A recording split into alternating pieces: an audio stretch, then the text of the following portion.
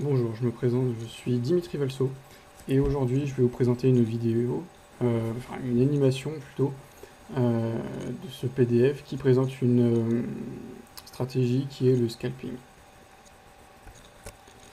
Donc déjà, pour commencer, avertissement, donc l'ensemble des informations, analyses et formations dispensées sont fournies à titre indicatif et ne doivent pas être interprétées comme un conseil, une recommandation, une sollicitation d'investissement ou incitation à acheter ou à vendre des produits financiers. DVTIF ne peut être tenu responsable de l'utilisation qui en est faite et des conséquences qui en résultent. L'investisseur final restant le seul décisionnaire quant à la prise des positions sur son compte de trading. Donc, vous l'aurez bien compris, ce site est vraiment une indication à une façon d'intervenir sur les marchés financiers, mais pas non plus une recommandation à le faire de la façon la plus exacte. Moi, tout simplement, c'est ma façon de faire par rapport à ce qui me convient le mieux. Les avantages du scalping. Donc, pour commencer, les prises de bénéfices sont rapides,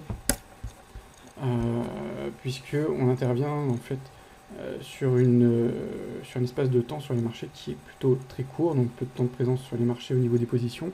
Ça peut aller de quelques secondes, comme quelques minutes, très rarement quelques heures, c'est très exceptionnel, mais ça peut arriver pour déboucler des positions.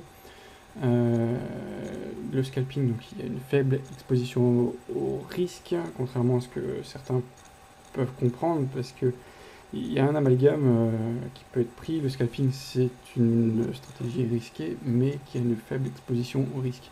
C'est-à-dire qu'on ne rentre pas avec une position très très grosse, parce que c'est une stratégie risquée. Un autre avantage, donc, c'est profiter de l'actualité, des news économiques et des petits mouvements, parce que c'est grâce à ça, c'est grâce à ces mouvements et cette explosivité que l'on peut attraper des bénéfices et gagner sa vie. L'avantage du scalping aussi, c'est de ne pas passer sa journée à attendre comme si c'était un setup d'entrée en swing, en H4 ou en daily. Autre chose, on peut gagner aussi plusieurs fois au même prix, c'est-à-dire que sur le marché, il est possible de pouvoir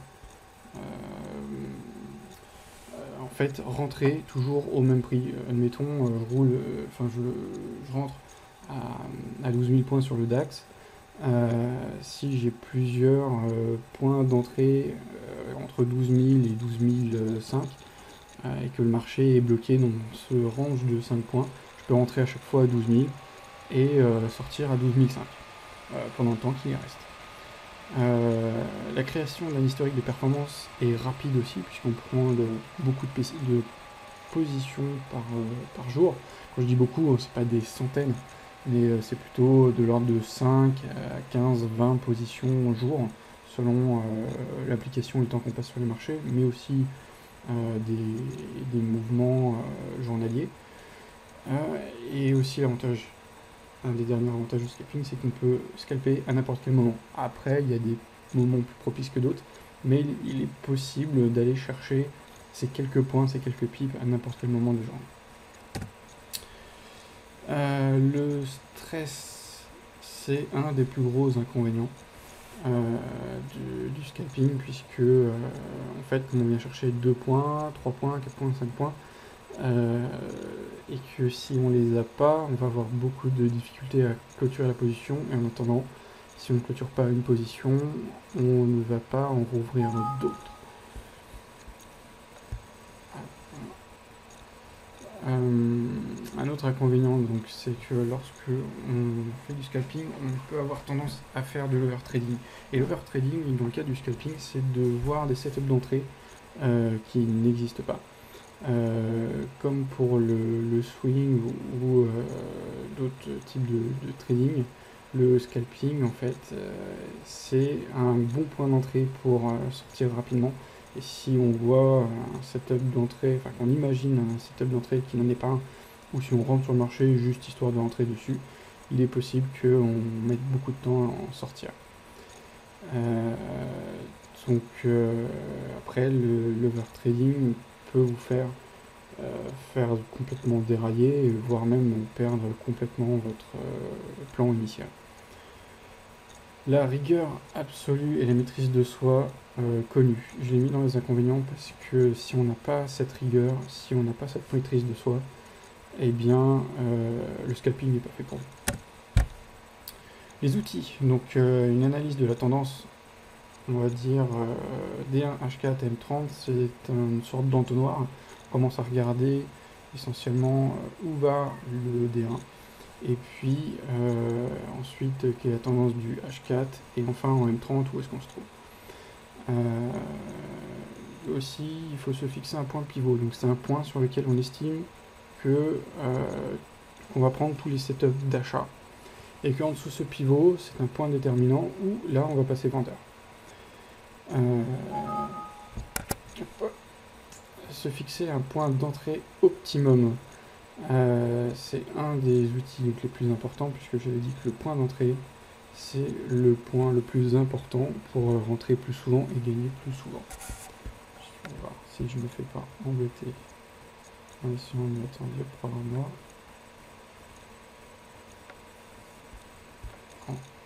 Voilà.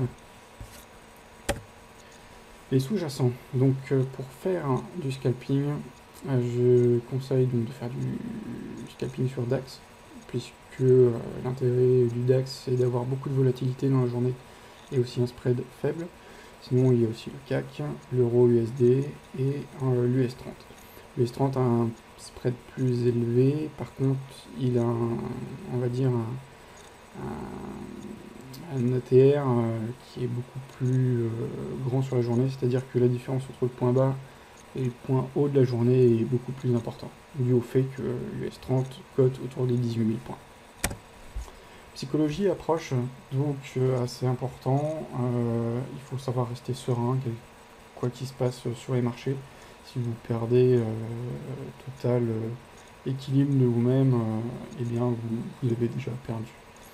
Avoir confiance en soi, c'est très important, c'est comme tout ce qu'on fait dans la vie. Si on n'est pas confiant, eh bien on le fera pas bien, mal, voire très mal. Ne pas s'enflammer, surtout jamais. C'est-à-dire que en scalping, on a l'avantage de pouvoir gagner 5 fois d'affilée, 10 fois, 30 fois, peut-être 50 fois. Mais que le jour où on gagne pas, et ben ça fait vraiment très très mal. C'est ce qui peut arriver, c'est un risque, hein, puisque le scalping que je pratique n'a pas essentiellement de stop, mais qu'on essaie plutôt de sortir de la position et de la déboucler un petit peu comme on peut avec des outils qu'on utilise. Mais il faut surtout jamais en fait, s'enflammer du fait qu'on réalise beaucoup de gains d'affilée, et le marché peut évidemment nous le rappeler assez vite. Éviter la cupidité ainsi que la peur. Donc la cupidité, ça revient un petit peu à ce que je dis par rapport au-dessus. Au niveau de la peur, c'est pareil, la peur de perdre, c'est là tout le temps sur les marchés. Si vous avez vraiment peur, ça peut être aussi que le money management qui est adapté à votre conscience ou à votre façon de fonctionner n'est pas réalisé sur votre prise de position. Enfin, ne pas empiler son hedging éternellement. Je parle du hedging parce que vous verrez tout à l'heure, ou quand je le pratiquerai, que j'utilise le hedging pour essayer de déboucler une position qui ne va pas dans le bon sens. Le hedging est vraiment le dernier recours, donc c'est celui qu'on essaie d'éviter d'engager, puisque c'est assez périlleux. Voilà.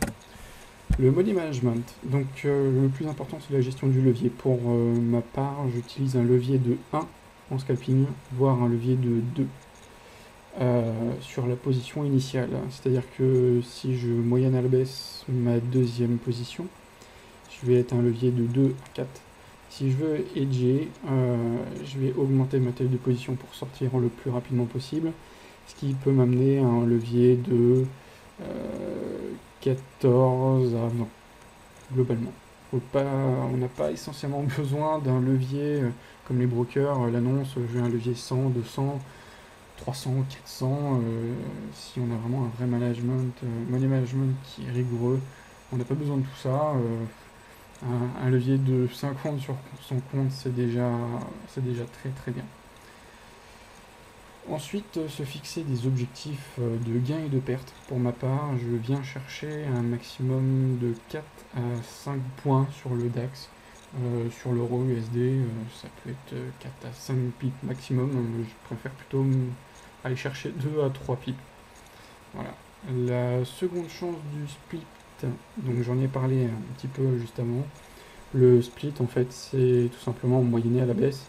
Moi, j'utilise le split ou la moyenne à la baisse, essentiellement quand mon prix se trouve soit 20 points, soit 20 pips en dessous de ma première position initiale, afin de descendre le prix moyen et essayer de sortir le plus rapidement possible. La dernière chance du hedge, donc ça pour l'expliquer, c'est un petit peu plus particulier, c'est une position qui part complètement à l'inverse des deux positions initiales. Le but aussi là, c'est que on utilise le hedge dans le cas où ça se passe vraiment très mal, ou pas comme prévu du tout, et le but est de sortir en faisant le moins de dégâts possible. Enfin, dans le pire des cas, il faut pouvoir réussir à accepter sa perte. Si on n'a pas réussi à solutionner ni son point d'entrée ni son point de sortie, à un moment ou à un autre, la meilleure solution, c'est de couper et de éteindre l'ordinateur. Les risques, le principal risque, c'est de perdre tout simplement son capital si on ne respecte ni son money management, ni son plan. Le point d'entrée, donc l'objectif et le prix que l'on s'est fixé selon l'analyse. Après, il y a deux setups, c'est soit l'accélération du marché à la hausse ou à la baisse, ou sinon ce qu'on appelle une bouffée d'air, c'est-à-dire qu'en tendance haussière, par exemple une bougie en M5 haussière se forme et d'un coup elle rétrécit un petit peu. J'appelle ça une bouffée d'air. Et là on rentre et là elle regrossit et une fois qu'on arrive à son objectif, on coupe en attendant un nouveau setup d'entrée au point initial ou une nouvelle accélération. Le split, donc qu'est-ce qu'un split? C'est un alourdissement de la position afin de diluer le prix, c'est-à-dire moyenner à la baisse. Selon la volatilité du marché, donc il peut se trouver entre 10 et 30 points ou pips par rapport à l'entrée initiale. Ça peut aussi se faire selon le feeling du trader et le temps qu'il a pour trader, qu'il lui reste à trader. En moyenne, une seule et unique fois, c'est-à-dire que le split, on vient alourdir la position qu'une seule et unique fois, puisque si après la dernière chance du hedge doit être faite, il faut qu'on puisse garder de la marge pour sortir sans faire de dégâts. On ne s'appelle pas Kerviel, exact, c'est ce que j'ai voulu mettre, puisque il était connu pour avoir empilé en fait des positions dans le mauvais sens. Il a fait une pyramide à l'envers sur le futur DAX. Et c'est quelque chose qu'on essaie d'éviter à tout prix. Le hedging. Définition du hedging, donc c'est une stratégie de couverture de position qui a pour but de prendre deux positions opposées. Là, on va dire, quand je mets deux positions, c'est-à-dire que si je prends un lot puis un deuxième lot, donc j'ai deux lots à l'achat, si je dois hedger, je hedge avec 4 lots à la vente ou 6 lots. Moi j'utilise plutôt 6 lots à la vente pour essayer de sortir le plus vite possible. L'objectif c'est de limiter la casse, stabiliser le flottant négatif et surtout trouver une issue positive, donc en perdant le moins voire en gagnant. Le but c'est de gagner bien évidemment, mais des fois ça marche pas comme prévu. Le money management, donc hedger une position 2 à 4 fois supérieure, c'est-à-dire que voilà, si vous avez deux lots à l'achat, et comme je l'ai répété à l'instant, vous pouvez avoir 4 à 8 lots à la vente pour sortir vite. Donc par rapport à l'entrée initiale, plus le split, afin de sortir avec un flottant positif au plus vite. Il faut couper en cas de retournement pendant le hedge, c'est-à-dire que si vous hedgez vous hedgez à la vente, parce que le marché s'est écroulé, et que d'un coup il décide de remonter, eh bien il faut couper. Si vous avez la chance que le marché commence à gagner 10-15 points à la baisse, et que vous avez pu mettre un stop à zéro, vous serez bien content d'avoir été stoppé à zéro avant de reprendre le cours de la hausse et du plan initial.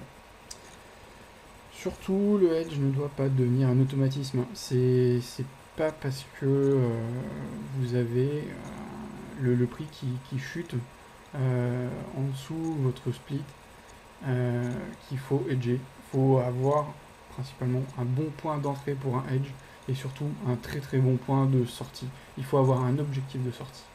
Si vous avez ni votre point d'entrée graphiquement, ni votre point de sortie, il vaut mieux pas hedger. Soit vous laissez la position courir, soit vous sortez, tout simplement. Si vous n'avez pas de plan, vous sortez. Enfin, donc l'approche pour les profils risqués, le scalping est risqué. C'est-à-dire que le trading à la base, c'est une activité risquée, c'est la plus risquée. Ensuite, dans le trading, il y a le trading de position, le swing, l'intraday et le scalping. Et le scalping, c'est la stratégie la plus risquée. Donc forcément, si vous avez un profil d'investisseur plutôt conservateur, cette stratégie n'est pas faite pour vous. Donc j'en ai fini avec cette stratégie présentée. Essentiellement, je pourrais répondre à vos questions une fois qu'elle sera postée et lisible, cette vidéo.